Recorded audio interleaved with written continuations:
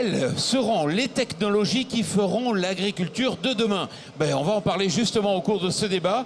J'ai le plaisir d'accueillir Benoît Dreux, bonjour. Alors il faut bien prendre le micro. J'accueille Sébastien Benoît, bonjour. Bonjour. Et puis aussi Éric Mahot, bonjour. Bonjour. Et puis Stéphane Marcel, vous êtes directeur général de SMAG. Alors, vous avez l'impression que l'agriculture aujourd'hui connaît une véritable révolution technologique, une révolution digitale. Pour vous, c'est une bonne chose? C'est clairement une bonne chose. C'est facteur de création de valeur. La révolution digitale est en marche, on le sait. 3 milliards d'utilisateurs d'Internet dans le monde, 7 milliards d'utilisateurs de téléphonie mobile. Le numérique rend pensable ce qui était à un certain moment impensable. Avec le numérique, le transfert du savoir est possible, l'intelligence collective se met en marche et nous avons aujourd'hui des vrais changements de paradigme dans cette économie du digital. Paradigme dans la valorisation des entreprises. L'exemple Airbnb qui est mieux coté en bourse que le groupe Accor, alors que Airbnb en 7 ans n'est pas propriétaire d'aucun hôtel sur la planète.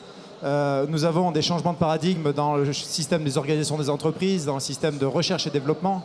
Et l'agriculture n'est pas en marge de cette révolution. À l'image des révolutions industrielles qu'on a connues, l'arrivée du tracteur en agriculture, c'est désormais le digital qui vient bouleverser l'agriculture. Et la data devient le pétrole du XXIe siècle, y compris dans le domaine agricole et agroalimentaire.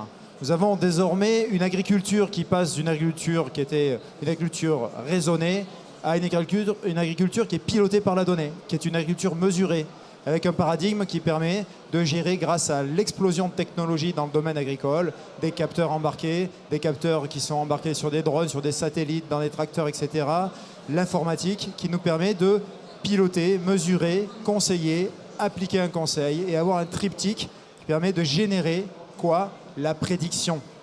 Le digital, aujourd'hui, ouvre des perspectives sans fin au niveau du secteur agricole et désormais de pouvoir dire oui, on va pouvoir prédire ce qui va se passer dans la parcelle en fonction de certains indicateurs. Alors, Benoît Dreux, vous êtes directeur de Defisol, vous êtes venu avec un capteur. Et il faut nous expliquer de quoi il s'agit. Voilà. Donc déjà, peut-être avant de vous présenter le capteur, Defisol, en quelques chiffres, on est devenu, depuis 10 ans, un des leaders de l'agriculture de précision, notamment avec plus de 60 000 hectares modulés, ce qui est en France une des références. Donc ce capteur que je vous ai amené, c'est un des capteurs qu'on utilise. C'est un capteur aujourd'hui qui nous permet de mesurer la chlorophylle, mais c'est à titre d'exemple, parce qu'aujourd'hui on est amené à utiliser plein de capteurs, des capteurs sol, des capteurs, comme disait Stéphane, des capteurs drones, des capteurs embarqués sur tracteurs. Notre objectif, c'est de mettre tous ces capteurs au service de l'agronomie. Alors, l'agriculture de précision, est-ce que c'est une réponse à l'agrandissement des parcelles? Oui, effectivement, je vous ai amené aussi une carte. Il faut bien le montrer à la caméra. Une carte d'historique. Quand on voit cette historique qui est la mémoire des sols, aujourd'hui, on a le matériel qui nous permet de prendre en compte cette mémoire et d'apporter la bonne dose au bon endroit. Et c'est vraiment notre objectif de répondre à cette hétérogénéité, soit liée au sol, soit liée à la plante. Alors moi, je vous rencontre sur le terrain, et c'est vrai que quand on discute ensemble, il y a à la fois les technologies et l'agronomie. Oui, effectivement, mais il ne faut surtout pas oublier que la base, c'est l'agronomie.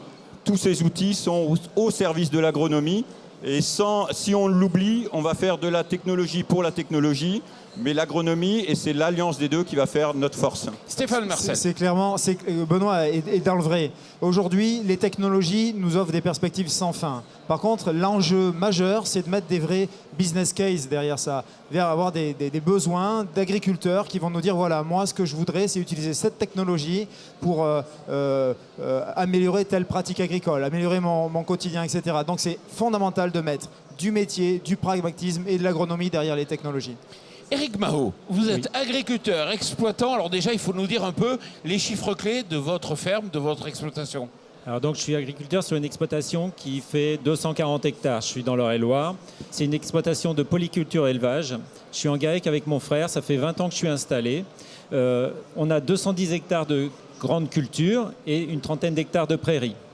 Voilà pour les chiffres clés de mon exploitation. Et vous avez adopté des nouvelles technologies ? Tout à fait. Ma démarche, elle consiste depuis 3 ans à comprendre mieux ce que je fais. C'est-à-dire qu'auparavant, j'avais l'impression de ne pas maîtriser ce que je faisais. Je faisais des choses de façon systématique. Alors, je maîtrise aujourd'hui tout ce qui est apport d'engrais, amendement, le fonctionnement de mon sol. Je suis revenu à faire de l'agronomie. Et aujourd'hui, j'ai du matériel qui m'aide justement à faire, qui me permet aussi de le faire. C'est surtout ça. Et comment vous faites le lien entre le matériel d'un côté et puis la gestion sur l'ordinateur? Alors, c'est-à-dire que auparavant, je maîtrisais rien du tout. Là, j'ai juste investi dans un matériel, ça m'a coûté en tout 18 000 euros. Cet investissement-là se partage en deux sortes, en deux façons. La première, c'était l'investissement dans les analyses de sol que j'ai faites au démarrage pour savoir exactement le fonctionnement de mon sol, pour bien le connaître et savoir ce qui se passait réellement dans mon sol. Et le deuxième investissement, c'est sur le matériel pour pouvoir ensuite appliquer, faire de la modulation. Donc le matériel, ça m'a coûté 18 000 euros. C'est-à-dire que j'ai investi tout simplement sur un tracteur qui a une vingtaine d'années, pas besoin d'acheter du matériel neuf pour ça. Et puis j'ai changé juste mon semoir à engrais qui pouvait me permettre de le faire. Et puis j'ai investi aussi dans 13 500 euros d'analyse de sol. 13 500 euros, ça peut paraître beaucoup, mais je prévois un investissement avec un retour sur investissement sur 5 ans. C'est un investissement de 10 ans. J'avais l'habitude de dépenser à peu près 20 000 euros sur les amendements plus engrais de fond sur mon exploitation. L'année des analyses, j'ai dépensé 0 en amendement, j'ai fait l'impasse. J'ai dépensé par contre 13 500 euros dans les analyses. Et ça me donne vraiment une base de calcul pour un bon démarrage. Cette année-là, j'ai fait une année blanche. Donc pour moi, déjà, les analyses sont déjà payées. D'accord, donc c'est rentabilisé. Stéphane Marcel, il faut arriver à faire le lien entre d'un côté ce qui est comme donné au champ et puis aussi dans le système de gestion.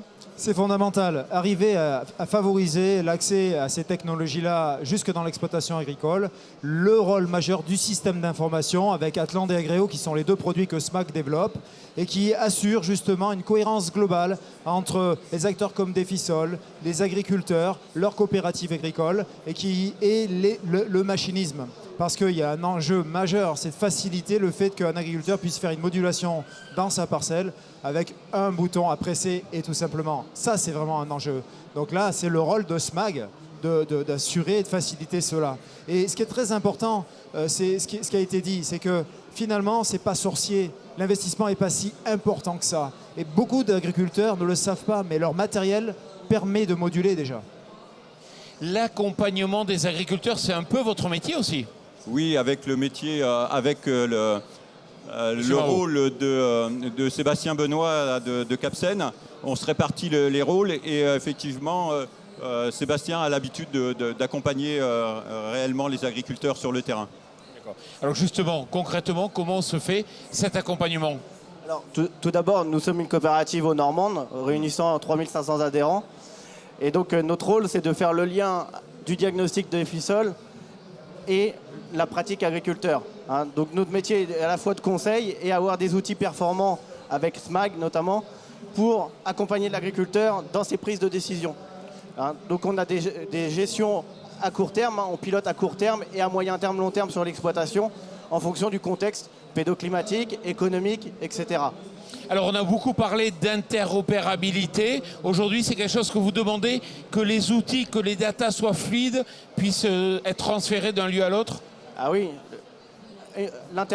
avoir un seul outil pour regrouper le maximum d'informations et pouvoir les valoriser, c'est l'enjeu de demain qu'on doit accompagner SMAG dans cette démarche. Et aussi, il y a cette notion-là pour éviter la redondance des données, la double saisie, le gain de temps, etc.